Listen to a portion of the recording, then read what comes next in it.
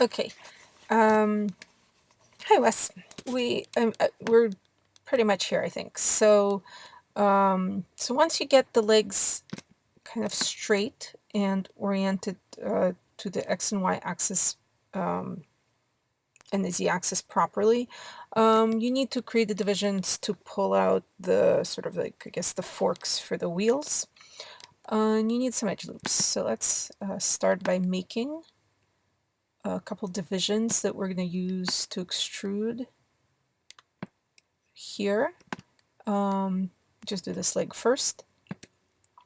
And now that you have these divisions, you can go to Face, go to your selection tool, Q, select these two faces, and go to the Extrude tool, choose the world view, right, because we want to keep it aligned with the world, the three axes, and pull out. Now, here you see that you have a completely closed shape, right?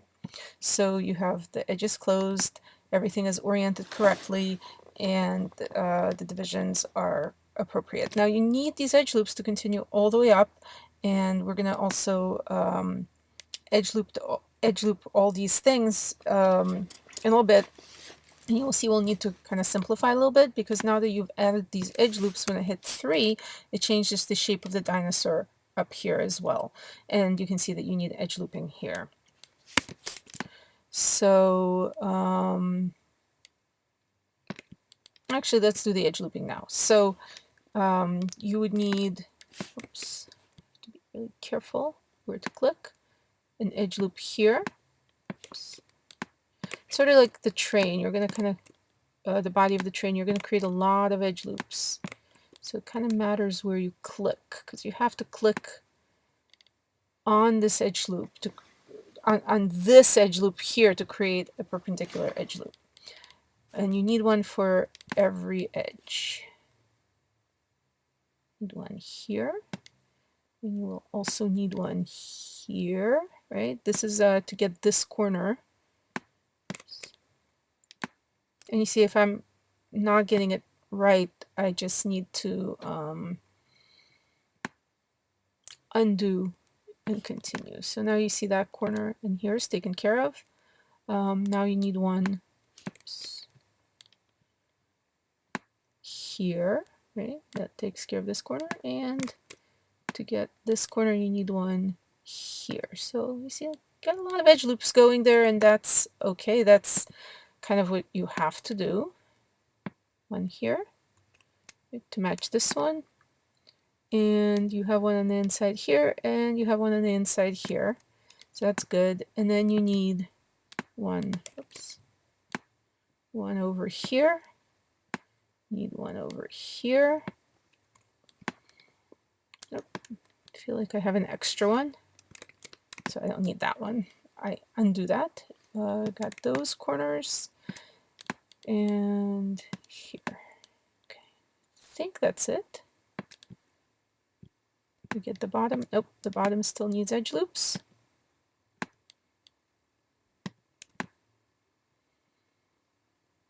Looks pretty good. And of course you hit 3 to test. Deselect all. And here you go. That looks like a mechanical, I don't know what you'd call it, a fork, a divot, a mechanical area for the wheel. Now, the rest of the dinosaur, if you observe, it's getting more geometric as well, which was the other thing I was going to suggest to you to improve how it looks, is to just kind of make it a little bit more geometric. And as you add the edge loops for the legs, this is going to happen anyway. So actually, you have to figure out how to get rid of it, but I do think it's an advantage because it makes the whole shape look a little bit more mechanical and a lot less mushy, and gets a feeling of some more detail. So here you have these nice bend, nice bend in the leg, but I also think that adding edge loops can help that shape and help the whole dinosaur feel like there's sort of intent in how the limbs bend. So when you hit 3 now,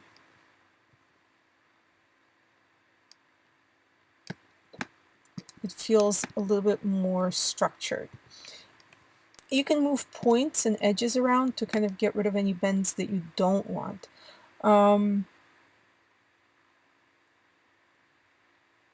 Still, maybe doesn't feel quite right, but you can play around with it a little bit later. Now, when you go to object mode and hit 1, you see that there's still, I'm just going to go into object mode. Actually, I'm going to go into edge mode. You can see that there's a lot of complexity, and you really don't need it here. Like, you don't need all these edge loops up here. So just like in the train tutorial, I think what I would like to do is simplify some of these. And you definitely need them down here, right? But going up here, not so much. So I'm going to, maybe, I actually need to be in vertex mode. So I'm going to try to do that same trick that Richard did in the train tutorial. I'm going to try to simplify my edge loops, because it's going to be hard to control the shape with all that happening up there. So I do that on this side and on this side. Now, you don't have to do this. You don't have to do exactly what I'm doing. It's just kind of what I would do, I guess, at this point. Then I go into Edge, Selection Tool, and I select this and this, the middle one over here, because I want to keep the outside two edge loops that help me hold this edge, and I hit Delete. You can hit Control Delete, doesn't really matter for this one, because right here this vertex will still remain, making this a quad. And on the other end of this, we want to select the outside edges, double click, shift, double click, shift, double click, shift. I'm holding down shift and double clicking, sorry. I didn't say it in the right order. Now here it's very important that you hold Control Delete so you don't leave points behind on the other edge loops. So now you can see it's a lot easier to visually deal with this once you've simplified it.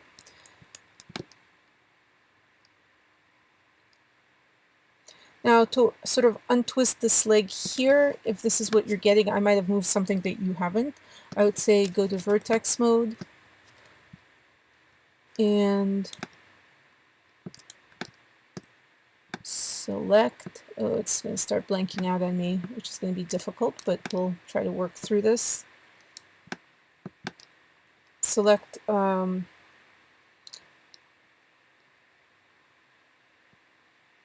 all those points, maybe not these. Shift click to deselect them.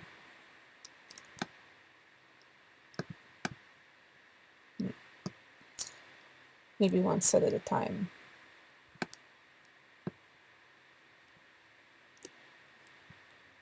And move.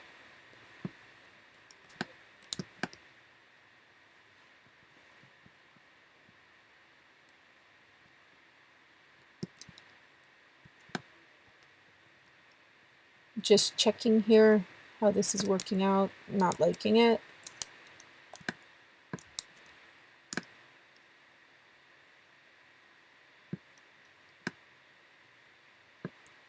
Yeah, I don't want to have these selected, so you have to be really careful about what you select.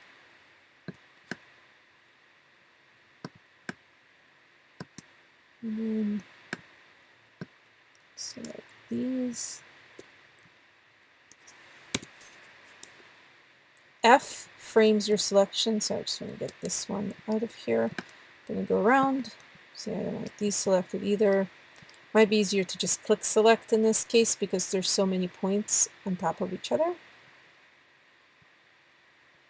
Any of these yellow ones here.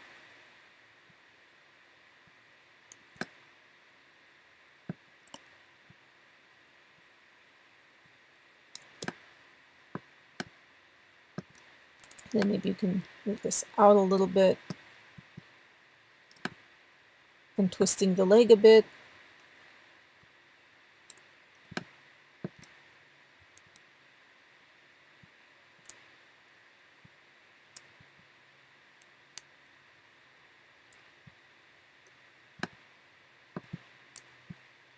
could fiddle with it more, but that's the idea if you want to affect the shape, or, maybe the shape is okay the way it is. Let me check the...